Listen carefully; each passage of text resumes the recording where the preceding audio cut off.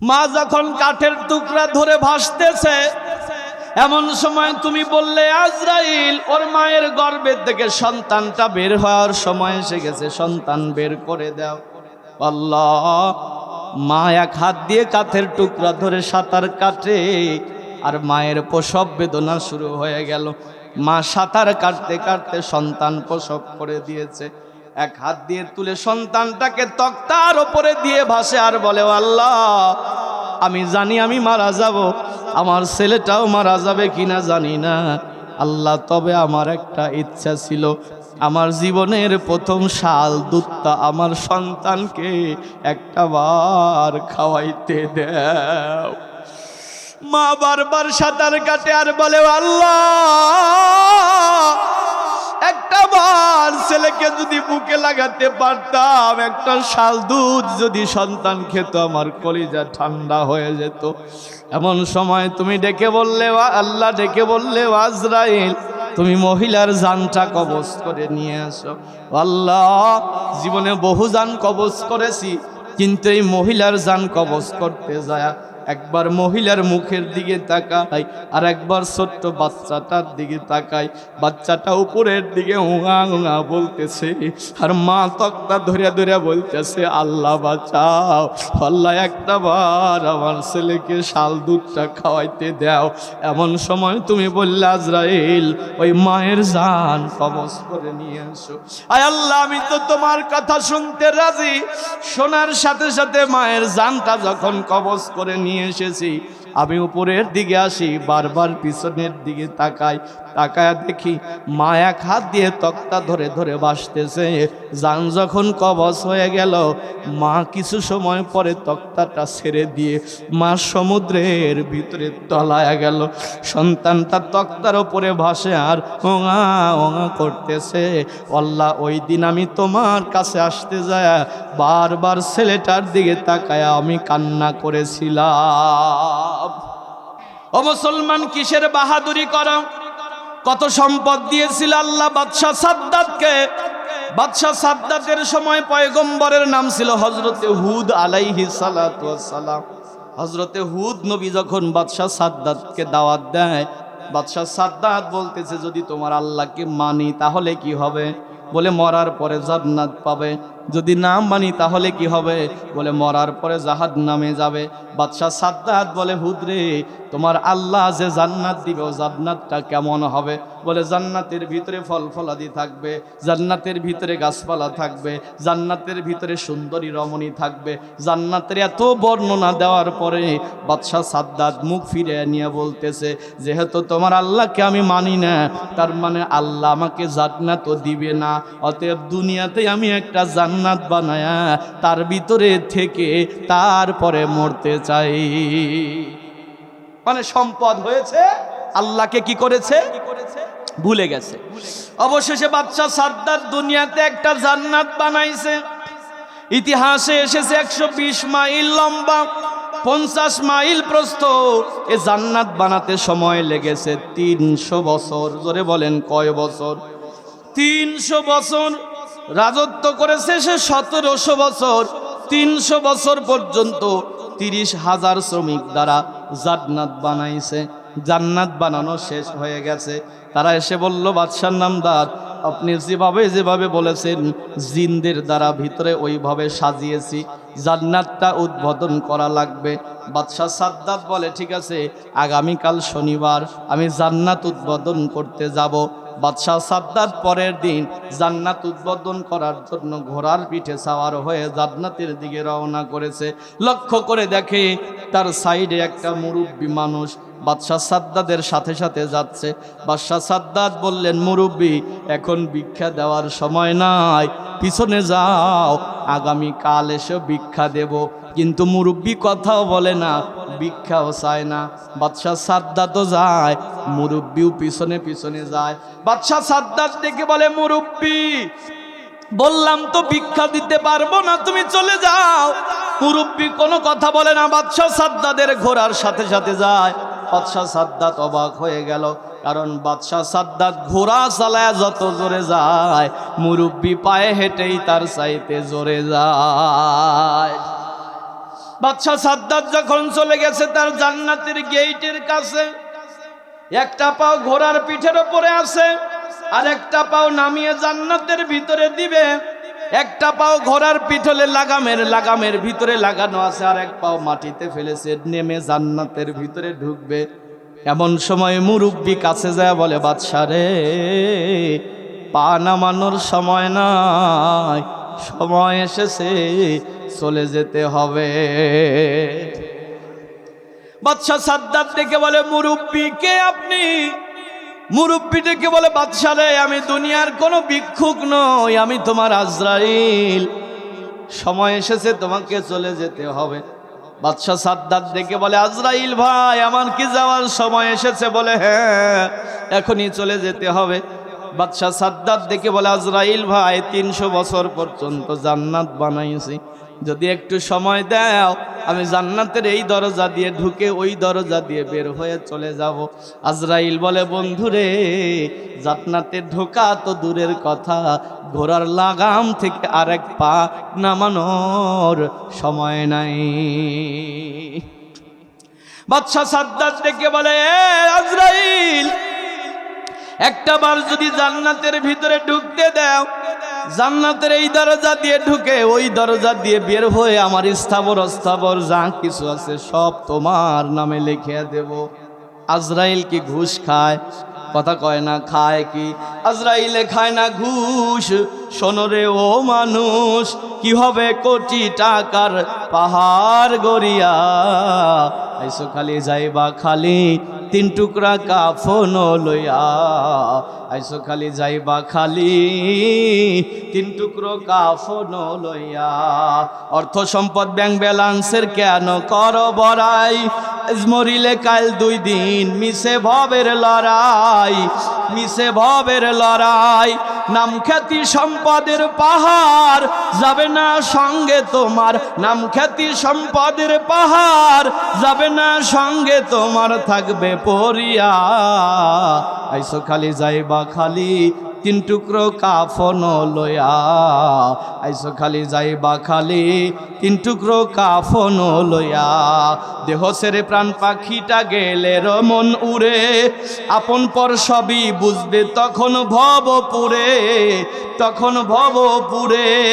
কাঁদবে কদিন সুজন স্বজন তোমাকে দিয়ে দাফন, কাঁদবে কয়দিন সুজন স্বজন তোমাকে দিয়ে দাফন, যাবে ভুলিয়া, আইসো খালি যাইবা খালি 3 টুকরা কাফন লইয়া, আইসো খালি যাইবা খালি 3 টুকরো কাফন লইয়া।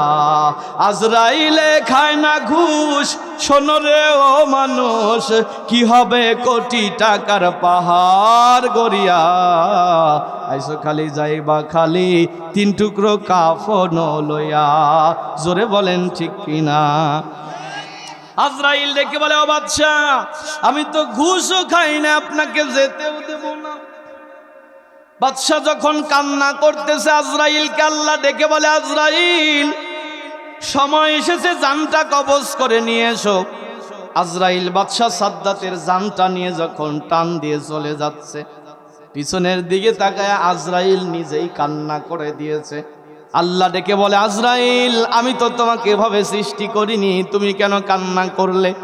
আজরাইল ডেকে বলে, আল্লাহ, এক সহ্য হয় খাইলে আর এক সহ্য হয় দেখিলে। বেচারা খাইতেও পারল না, দেখতেও পারল না, এজন্য তার ব্যথায় আমি কান্না করে ফেলেছি। আল্লাহ ডেকে বলে, আজরাইল, ইতিপূর্বে তুমি কি কখনো কান্না করেছিলে? আজরাইল ডেকে বলে, আল্লাহ, মনে তো পড়ে না, কবে আবার কান্না করলাম। আল্লাহ ডেকে বলে, আজরাইল, একটু হিসাব করে দেখো, আরো একদিন তুমি কেঁদেছিলে। আজরাইল বলে, আল্লাহ, একদিন কেঁদেছিলাম, আমার মনে পড়ে গেছে, কবে কান্না করেছিলে? ডেকে বলে, রব্বুল আলামিন, সমুদ্রের ভিতরে একটা জাহাজ যাচ্ছিল, হঠাৎ করে জাহাজ তলিয়ে গেল। মানুষেরা সাঁতার কাটে, কোনো কুল কিনারা নাই, যারা সাঁতার কাটে আর যারা কাটতে পারে না, তারা তাদেরকে টেনে ধরে বলে, আমাকে নিয়ে চল। দুজনই ডুবে যায়, এভাবে সব মানুষ ডুবে যাইতেছে। এমন সময় একটা গর্ভবতী মা গর্ভে তার সন্তান আছে, একটা কাঠের টক্তা ধরে ধরে মা ভাসতেছে আর বলতেছে, ও আল্লাহ বাঁচাও, ও আল্লাহ বাঁচাও। মা যখন কাঠের টুকরা ধরে ভাসতেছে, এমন সময় তুমি বললে, আজরাইল ওর মায়ের গর্ভের থেকে সন্তানটা বের হওয়ার সময় এসে গেছে, সন্তান বের করে দাও। আল্লাহ, মা এক হাত দিয়ে কাঠের টুকরা ধরে সাঁতার কাটে, আর মায়ের প্রসব বেদনা শুরু হয়ে গেল। মা সাঁতার কাটতে কাটতে সন্তান প্রসব করে দিয়েছে। এক হাত দিয়ে তুলে সন্তানটাকে তক্তার ওপরে দিয়ে ভাসে আর বলে, আল্লাহ, আমি জানি আমি মারা যাব, আমার ছেলেটাও মারা যাবে কিনা জানি না আল্লাহ, তবে আমার একটা ইচ্ছা ছিল, আমার জীবনের প্রথম শাল দুধটা আমার সন্তানকে একটা বার খাওয়াইতে দাও। মা বারবার সাঁতার কাটে আর বলে, আল্লাহ, একটা বার ছেলেকে যদি বুকে লাগাতে পারতাম, একটা শাল দুধ যদি সন্তান খেত, আমার কলিজা ঠান্ডা হয়ে যেত। এমন সময় তুমি ডেকে বললে, আল্লাহ ডেকে বললে, আজরাইল তুমি মহিলার জানটা কবজ করে নিয়ে আসো। আল্লাহ, জীবনে বহু জান কবজ করেছি, কিন্তু এই মহিলার জান কবজ করতে যায় একবার মহিলার মুখের দিকে তাকাই, আর একবার ছোট্ট বাচ্চাটার দিকে তাকাই। বাচ্চাটা উপরের দিকে উঙা উঙা বলতেছে, আর মা তক্তা ধরে ধরে বলতেছে, আল্লাহ বাঁচাও, আল্লাহ একটা বার আমার ছেলেকে শাল দুধটা খাওয়াইতে দাও। এমন সময় তুমি বললে, আজরাইল ওই মায়ের জান কবজ করে নিয়ে আসো। আয় আল্লাহ, আমি তো তোমার কথা শুনতে রাজি। শোনার সাথে সাথে মায়ের জানটা যখন কবজ করে নিয়ে এসেছি, আমি উপরের দিকে আসি, বারবার পিছনের দিকে তাকাই, তাকায় দেখি মা এক হাত দিয়ে তক্তা ধরে ধরে ভাসতেছে।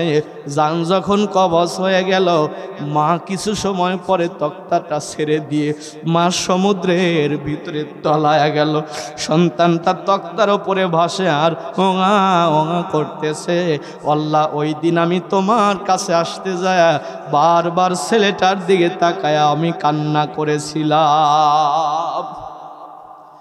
আল্লাহ ডেকে বলল, আজরাইল তারপরে ছেলেটার কি হলো? আজরাইল ডেকে বলে, আল্লাহ তারপরের ইতিহাস তো আমি জানি না। আল্লাহ ডেকে বলে, আজরাইল রে, তারপরের ইতিহাস আমি বলি, তুমি শোনো। বাচ্চাটা যখন তক্তার উপরে ওঙা ওঙা করতেছিল, আর মা তো বলেছিল, আল্লাহ বাঁচাও, যার কেউ নাই তার জন্য আছি আমি আল্লাহ। আমি সমুদ্রের ঢেউে ঢেউে তক্তাটাকে ভাসাতে ভাসাতে সমুদ্রের কিনারে নিয়ে আসলাম। কিনারে ছিল একটা জঙ্গল, জঙ্গলের ভিতরে বাঘ থাকতো। একটা বাঘিনী এসেছে সমুদ্রের কিনারে পানি পান করার জন্য। বাঘিনীটার কয়দিন আগে বাচ্চা হয়েছিল, কিন্তু মারা গেছে। কিন্তু বাঘিনীর স্তনের ভিতরে দুধ এসে জিলকাচ্ছে। আমার মা বোনদের যাদের বাচ্চা মারা যায়, দুধ কিন্তু বুকে ঠিকই আসে। আবার বাচ্চা যদি দুধ না কম খায়, দুধ কিন্তু বুকের ভিতরে জিলকায়, আলাদা কষ্ট হয়। এই বাঘিনী, এই বাঘটা, মহিলা বাঘটার বাচ্চা মারা গেছে। বাঘিনী এসেছে সমুদ্রের কিনারে পানি পান করার জন্য। বাঘিনীর বুকের ভিতরে, দুধের ভিতরে, বোটের ভিতরে দুধ দ্বারা পরিপূর্ণ জিলকাচ্ছে। বাঘিনী কষ্টে কষ্টে যখন তুই পানি পান করতেছে, আমি আল্লাহ তক্তাটাকে আস্তে আস্তে ভাসায়া বাঘিনীর পেটের নিচে দিয়ে দিলাম। আমি আল্লাহ নিজ হাতে একটা বোট, দুধের একটা বোটা ধরে ওই বাচ্চাটার মুখের ভিতরে দিয়ে দিলাম। বাচ্চাটা দুধ চুষতেছে, বাঘিনীর ভালো লাগতেছে। আমি আল্লাহ নিজে বোট চেঞ্জ করে করে বাচ্চাটার পেট ভরায়া দিলাম, আর বাঘিনীর ব্যথা থেকে তাকে বাঁচায়া দিলাম। বাঘিনী চলে গেল। দুপুরবেলা আবার বুক ভার হয়েছে, আবারও এসেছে সমুদ্রের কিনারে, আবারও এসে ওভাবে পানি পান করে সমুদ্রের ভিতরে দুইটা পা নামায়া দিয়ে। আমি বাচ্চাটার তক্তা আবার ভিতরে পেটের তলে দিয়ে দিলাম, আবার দুধ পান করলো। বাঘিনী চলে গেল। বিকেলবেলা বাঘিনী এসে বাচ্চাটার দিকে তাকায়া আছে। এ তো মানুষের বাচ্চা, বাঘ তো মানুষ খায়, কিন্তু বাঘিনী চিন্তা করে, এই বাচ্চাটা তো আমার বড় উপকার করতেছে, ওকে আমি মারবো না, আমি একটু নিয়ে আমার গুহার মধ্যে চলে যাই। আস্তে করে বাচ্চাটার গলার এখানে, কাঁধের এখানে ধরে বাঘিনী গুহার মধ্যে নিয়ে গেল। আল্লাহ ডেকে বলে, আজরাইল, আমি বাঘিনীর দুধ পান করায়া বাচ্চাটাকে আস্তে আস্তে বড় করতেছি। 5-7 বছর বয়স যখন হয়ে গেছে, তখনও বাঘিনীর গুহার ভিতরে আছে। বাঘিনী ফল মূল এনে এনে দেয়, বাচ্চাটা খায়, কিন্তু হাঁটাও শেখে নাই, বসাও শেখে নাই, শুধু হামাগুড়ি দিয়ে যায়। মানে ওই বাঘিনীকে যেভাবে চলতে দেখে ও সেইভাবে চলে। ও দেশের বাদশাহ গেছে একদিন জঙ্গলে বাঘ শিকার করার জন্য। গুহার কাছে গেছে, বাঘিনী একটা দৌড়ায় চলে গেছে। তাকায়া দেখে বাঘ চলে গেল, কিন্তু বাঘের পিছনে পিছনে একটা মানুষের বাচ্চা হামাগুড়ি দিয়ে দিয়ে দৌড়ায়। বাদশা বলল, বাচ্চাটাকে ধরো। ধরার পরে বলল, বাড়িতে নিয়ে চলো, কারণ এটা মানুষের বাচ্চা, এটাকে আমি লালন পালন করব। বাড়িতে নেওয়ার পরে আমি আল্লাহ ওই বাচ্চাটার প্রতি ওই বাদশার মায়া দান করে দিলাম। বাদশা নামদার বাচ্চাটাকে দেখে ভালো লেগেছে। স্ত্রী বলল, স্বামী রে, এটাকে আমরা আমাদের বাচ্চা হিসেবে লালন পালন করব। আমি বাদশার বাড়িতে ওকে জায়গা করে দিলাম। কেল বেলা বাদশার রাজপ্রাসাদে চলে এসেছে। কেন চলে এসেছে রাজশাহীবাসী? কারণ এটা তো মা, পৃথিবীর কোনো মা সন্তানকে হারাতে পারে না। যদিও এর বাচ্চা না, কিন্তু কিছুদিন কাছে রাখার কারণে এমন মায়া হয়েছে, বাচ্চাটাকে দেখার জন্য বাঘিনী বাদশার রাজপ্রাসাদ পর্যন্ত চলে এসেছে। বাদশা বলল, আমার দেশের মানুষেরা, এই বাঘটা যতদিন আসবে তোমরা যেন মারিও না, কারণ এই বাচ্চাটাকে দেখার জন্য। বাদশা নামদার বাচ্চাটাকে গোসল টোসল করায়া, পোশাক পরায়া রাজপ্রাসাদ থেকে উঁচু করে দেখায়া দেয়। বাঘিনী দীর্ঘ সময় তাকায়া থেকে আবার জঙ্গলের দিকে চলে যায়। 1 দিন নয়, 2 দিন নয়, 40 দিন পর্যন্ত এসে এসে বাদশার বাড়িতে বাচ্চাটাকে দেখে যায়, কারণ মা কখনো সন্তানকে ভুলতে পারে না। 40 দিন পরে বাঘিনী মারা গেল। বাদশার বাড়িতেই বাচ্চাটা বড় হলো। আস্তে আস্তে যখন বড় হয়ে গেল, ওদেশের নিয়ম ছিল রাজার ছেলে রাজা হবে। বাদশা মারা যাওয়ার আগে এই ছেলেটাকে সিংহাসনে বসায়া দিয়ে গেল। ছেলেটা বাদশা হয়ে গেল। বাদশা হয়ে পুরা বাদশাহী চালাইতেছে। তারপরে বাচ্চাটাকে আমি ওই সমুদ্র থেকে উঠায়া বাঘের দুধ খাওয়ায়া আমি বাদশার চেয়ারে বসায়া দিয়েছি। ও আজরাইল, তুমি কি জানো ওই বাচ্চাটাকে? আজরাইল বলে, আল্লাহ আমি জানি না। আল্লাহ ডেকে বলে, আজরাইল রে, ওই বাচ্চাটা হলো আজকের বাদশা সাদ্দাত, যার জন্য তুমি আগে কেঁদেছিলে আর যার জন্য তুমি এখনো কাঁদতেছ। ও এখন আমি আল্লাহকে ভুলে গেছে। যখন তোমার কেউ ছিল না তখন ছিলাম আমি, এখন তোমার সব হয়েছে আর পর হয়েছি আমি। আবার তোমার কেউ থাকবে না, থাকবো শুধু আমি। হিসাব করে দেখো রো বান্দা, আমি বিচার দিনের স্বামী। আল্লাহ ডেকে বলে, ও আজরাইল, যার জন্য তুমি ওই দিন কেঁদেছিলে তার জন্য তুমি আজকেও কাঁদতেছ। ওকে আর ছাড় দেওয়া হবে না, ধরে নিয়ে এসো, মাটির কবরে শোয়া দাও। 6 দিন পরে নখ খসে যাবে, 9 দিন পরে চুল। 6 দিন পরে নখ খসে যাবে, 9 দিন পরে চুল। কবর গাহের সামান নিতে কইরো না কেউ ভুল। কবর জায়গা ভালো নয়, কবর জায়গা ভালো নয়। আমল দিয়েই কবর গৃহ সাজিয়ে নিতে হয়। কবর জায়গা ভালো নয়, কবর জায়গা ভালো নয়। আমল দিয়েই কবর গৃহ সাজিয়ে নিতে হয়। 17 দিনে পেট ফেটে সব প্রকার খাদ্য হবে। 60 দিন পরে গোশ থাকবে না, কঙ্কাল পরে রবে। 90 দিনে হাড়গুলো সব, 90 দিনে হাড়গুলো সব আলাদা হয়ে রয়। কবর জায়গা ভালো নয়, কবর জায়গা ভালো নয়। আমল দিয়েই কবর গৃহ সাজিয়ে নিতে হয়। কবর জায়গা ভালো নয়, কবর জায়গা ভালো নয়। আমল দিয়ে এই কবর গৃহ সাজিয়ে নিতে হয়।